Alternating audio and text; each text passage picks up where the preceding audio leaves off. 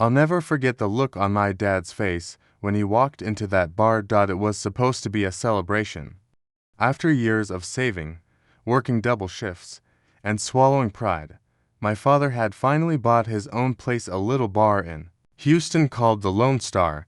It wasn't fancy, but it was his.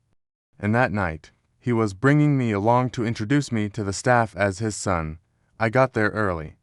Wanted to scope the place out before the big reveal.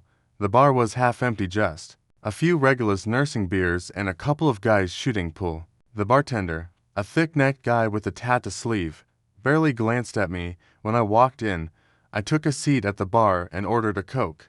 The guy slid it toward me without a word, his eyes lingering just a second too long. I ignored it.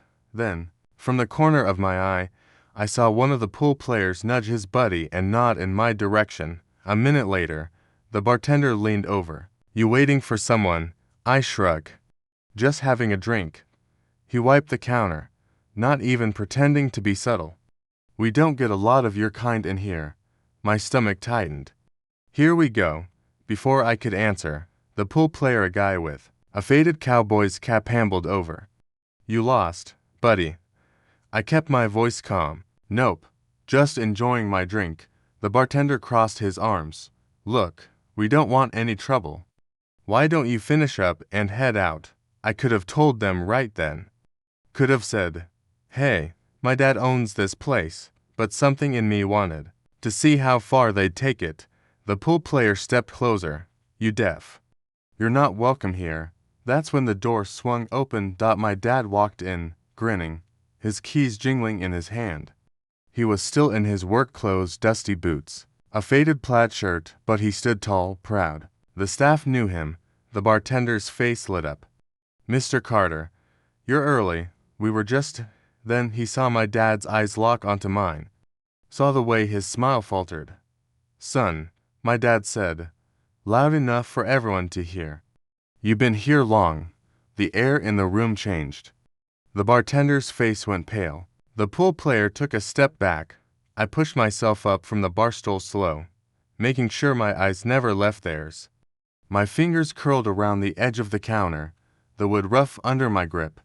"Long enough," I said, letting those two words hang heavy in the air between us. Long enough to see their true colors.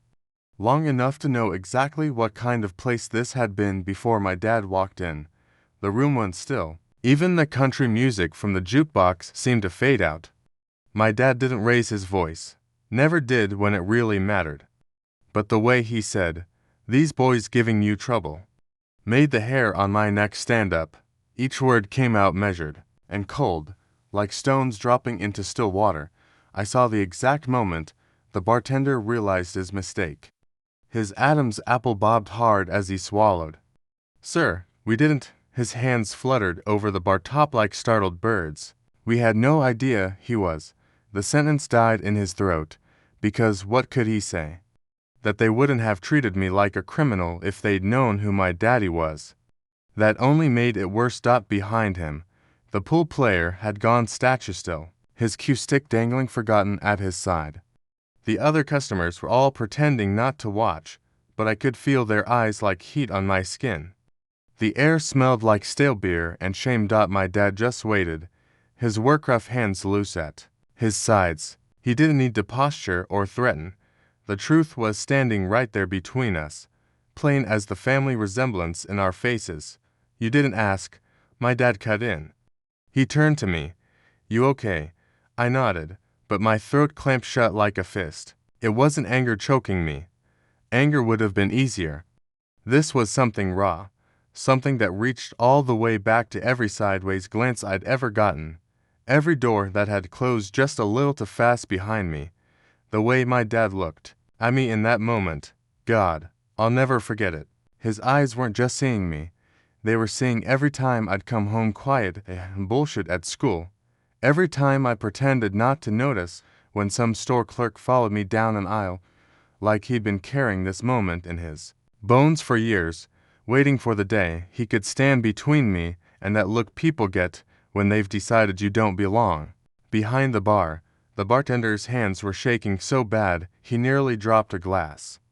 Mr. Carter, he stammered, sweat glistening above his eyebrows. I swear, if we'd known he was, my dad cut him off with just 5 words, each one landing like a hammer. You shouldn't have had to know. His voice didn't even rise. That was the worst part. How calm he sounded, like this was just another item on a long list of disappointments he'd learned to expect from the world. When he turned to me, his face changed completely. The steel in his eyes softened just enough for me to see the hurt underneath. Come on, he said, jerking his head toward the door. Let's go home. I followed him out, my boots scuffing against the sawdust-covered floor. At the door, I couldn't resist looking back. The staff stood frozen, the waitress with her tray halfway to a table, the cook peering through the kitchen window. The remaining customers all turned in their seats. They looked like folks who just watched their whole world tilt sideways. The afternoon sunlight hit us like a slap as we stepped outside. My dad didn't say another word until we reached the truck. Then he just gripped the steering wheel tight and breathed out through his nose, long and slow, like a man coming up for air after being underwater too long. That silence told me more than any speech ever could. The next morning, the bar felt different. The air was quieter, like the place itself was holding its breath. When I walked in, the bartender wasn't there, neither was the guy in the cowboy's cap. Just my dad behind the counter, polishing glasses like it was any other day. I didn't ask what happened. I didn't have to. The way Dad's jaw was set, the way his hands moved steady, deliberate told me everything. Those men were gone, not just for the day. For good. He saw me standing there and reached into his pocket without a word. Then he slid a key across the bar toward me. It was old, a little tarnished, but solid. The kind of key that could last a lifetime if you let it. Now you'll always be welcome here, he said. Simple, final. I picked it up, the metal warm from his touch, and clenched it in my fist. It wasn't just a key. It was proof. Proof that I belonged not because of some rule, not because someone allowed it, but because my dad said so. Because this was ours. I nodded, throat too tight to speak. He held my gaze for a second, then went back to wiping down the counter. No big speech, no drama, just him and me and the quiet understanding between us, and that was that. Thank you for watching. Subscribe and hit the bell icon. Stay updated with my latest uploads so you don't miss a thing. Every subscriber helps this channel grow. Drop a like. If this video helped, entertained, or inspired you, let me know with a thumbs up. It boosts the video's reach and tells YouTube you enjoyed it. Leave a comment. I'd love to hear your thoughts. What was your favorite part? Any suggestions for future videos? Let's chat in the comments. I read every single one. Share with a friend. Know someone who'd love this? Share it with them.